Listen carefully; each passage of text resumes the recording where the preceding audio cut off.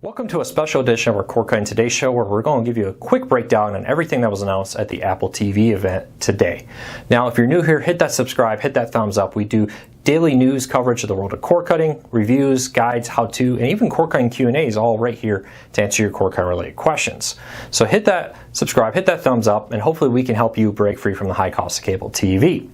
Now, today we're having a special bonus episode because just a few minutes ago from when I'm recording this, Apple ended their big event where they announced a lot of stuff from update to Apple News and Apple Pay to two cord cutting related things. First is the Apple TV app is getting a full update with an Amazon Channels like service, and they're launching an Apple TV Plus service, which is a Netflix-esque subscription service that will cost money, not free as was originally reported.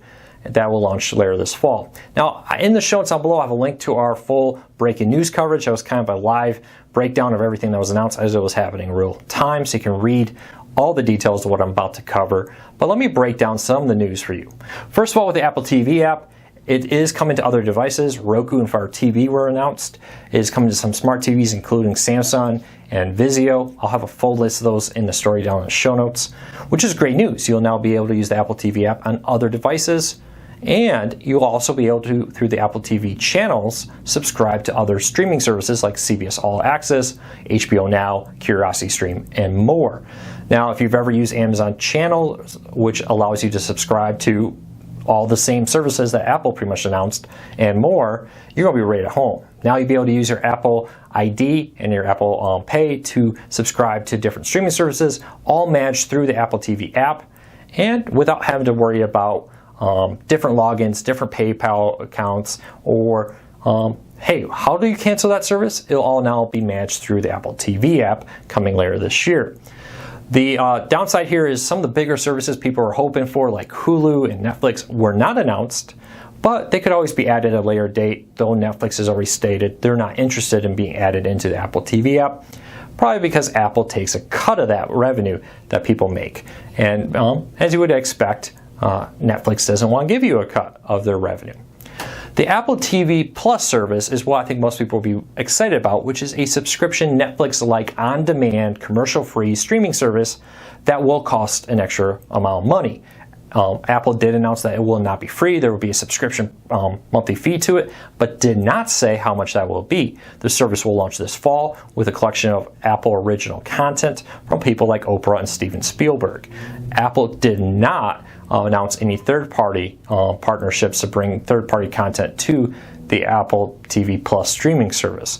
That could still happen because it doesn't launch until this fall, but for now, this whole announcement really raised a lot more questions than it answered. To be honest, without knowing how many originals are there, what the price of the Apple TV Plus service is, it's hard to say if it'll be worth it. Is it $1.99? Is it $39.99? We don't know. So the idea that Netflix, people are going to be jumping ship on Netflix in time to jump onto the Apple TV Plus is hard to say right now because we just don't know enough about it. I think a lot of people are going to have to wait until they hear the price. They're going to have to wait to hear the lineup. Apple announced just a handful of shows, including a new Sesame Street preschooler show, but that's really not a lot to run on if you're thinking about subscribing.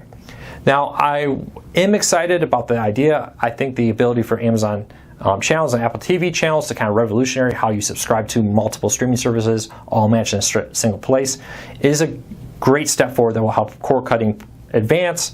No longer will you be wondering about different Apple or logins and payment methods and how do I cancel this, or I'm still subscribing to HBO Now. Now with services like Amazon Channels and Apple TV channels, you'll be able to quickly manage that all from a single spot, which is a great idea. Roku, Sling, and others are also doing the same thing. Apple was kind of a leader or following Amazon's lead in this market, and they're hoping to become a leader in this field. The Apple TV Plus streaming service, I don't know. If you really want the newest documentary from Oprah, maybe the new science fiction show from Steven Spielberg, and more, hey, yeah, go get it.